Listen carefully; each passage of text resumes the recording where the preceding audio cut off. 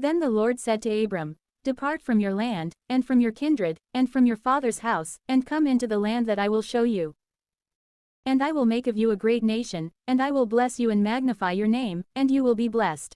I will bless those who bless you, and curse those who curse you, and in you all the families of the earth will be blessed."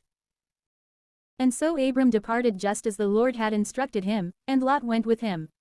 Abram was 75 years old when he departed from Haran. And he took his wife Sarai, and Lot, the son of his brother, and all the substance which they had come to possess, and the lives which they had acquired in Haran, and they departed in order to go to the land of Canaan.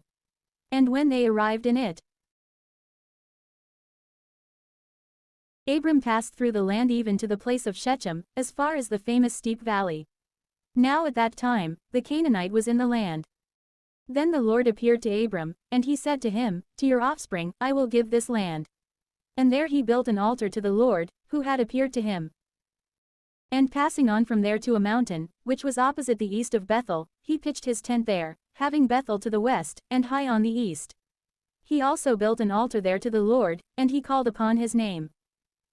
And Abram traveled, going out and continuing further on, toward the south. But a famine occurred in the land. And Abram descended to Egypt, to sojourn there.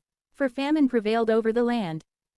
And when he was close to entering Egypt, he said to his wife Sarai, "I know you to be a beautiful woman. And when the Egyptians see you, they will say, 'She is his wife.' And they will put me to death, and retain you. Therefore, I beg you to say that you are my sister, so that it may be well with me because of you, and so that my soul may live by your favor." And so, when Abram had arrived in Egypt, the Egyptians saw that the woman was exceedingly beautiful. And the princes reported it to Pharaoh, and they praised her to him. And the woman was inducted into the house of Pharaoh. In truth, they treated Abram well because of her. And he had sheep and oxen and male donkeys, and men servants, and women servants, and female donkeys, and camels. But the Lord scourged Pharaoh and his house with great wounds because of Sarai, the wife of Abram.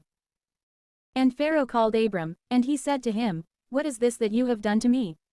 Why did you not tell me she was your wife? For what reason did you claim her to be your sister, so that I would take her to me as a wife? Now therefore, behold your mate, receive her and go." And Pharaoh instructed his men about Abram. And they led him away with his wife and all that he had.